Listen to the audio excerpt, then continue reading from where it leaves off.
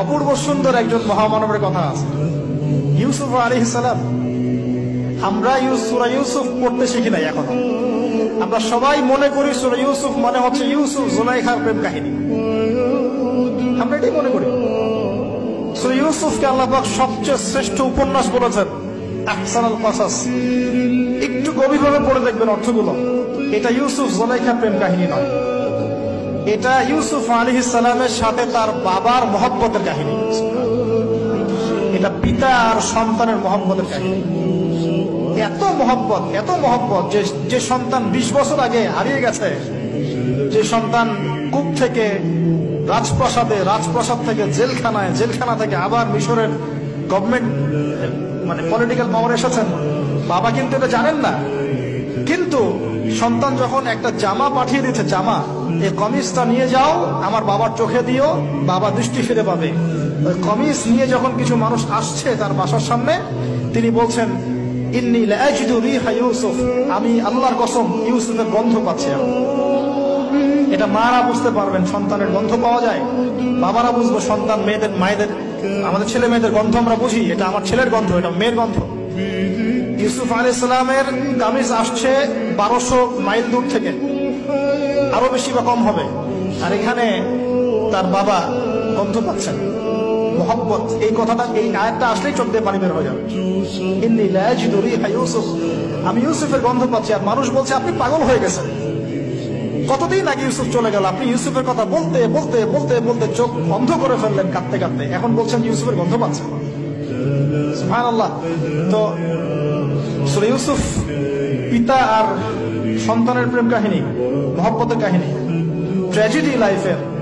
ভাইদের ষড়যন্ত্রে চলে গেলেন কূপে, কূপ থেকে রাজপ্রাসাদে, রাজপ্রাসাদ থেকে জেলখানায়। জেনার আহ্বান করছে তাকে, তিনি বলছেন মাআযাল্লাহ, আমি আল্লাহর কাছে আশ্রয় প্রার্থনা করছি। এখানে আমরা সূরা ইউসুফ পড়তে গিয়ে ইউসুফ আলাইহিস সালামের বাহ্যিক সৌন্দর্য নিয়ে কথা বলি, তার চরিত্র, তার বাহ্যিক সৌন্দর্য অনেক বেশি সুন্দর। সূরা ইউসুফ আলাইহিস সালামের এই যে জেনা থেকে মুক্ত থাকার শিক্ষা, এটা যদি আমাদের যুব সমাজ নিতে পারে, ইনশাআল্লাহ অর্ধেক কাজ হয়ে যাবে ইনশাআল্লাহ। কত পার্সেন্ট যুবক আছে বলেন দেখি, একটু অনেস্টলি বলেন, সূরা ইউসুফ আলাইহিস সালামের মতো এরকম তাকওয়া, পরহেজগারিতা, জেনা মুক্ত জীবন যেমন করতে পারে। আমরা তো আরো ইচ্ছা করে প্রেম করি, অ্যাফেয়ার করি, রেপ করি, এই করি সেই করি। আর তাকে অফার করা হচ্ছে সম্ভ্রান্ত পরিবারের একজন রাজার স্ত্রী। ক্বালাত হাইতা লাক ক্বালা মাআযাল্লাহ। তাহলে এই মহামানব জীবন থেকে শিক্ষা আছে। আরেকটা বিষয় আছে রুইয়াল হক, এখানে সত্য স্বপ্নের কথা আছে। তাই যারা বেশি পরহেজগার হবেন, আপনারা কিন্তু সত্য স্বপ্ন দেখবেন এবং স্বপ্নের সত্যতা ডিনাই করবেন না। শেষ জামানায় মুমিনের স্বপ্ন বেশি বেশি সত্য হবে। যদি সত্য স্বপ্ন দেখেন, ভালো স্বপ্ন দেখেন, প্রিয়জন কোন প্রিয় মানুষকে বলবেন। যদি দুঃস্বপ্ন দেখেন, খারাপ স্বপ্ন দেখেন, কাউকে বলতে যাবেন। এখানে পড়লে আপনি দেখবেন কাফেরের স্বপ্ন সত্যি হয়েছে। আরেকটা স্ট্র্যাটেজি আছে সূরা ইউসুফের, এর আগে একটা লেকচারে বলেছিলাম। ইউসুফ আলাইহিস সালাম এমন অর্থনৈতিক পরিকল্পনা গ্রহণ করেছিলেন যার ফলশ্রুতিতে মিশরের লক্ষ লক্ষ মানুষ দুর্ভিক্ষ থেকে বেঁচে গেছে।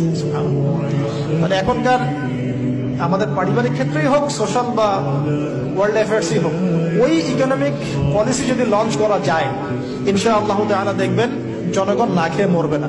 এই কথাটা আমি সবাইকে বোঝাতে পারি, বাংলাদেশের মানুষকে বোঝাতে পারি না।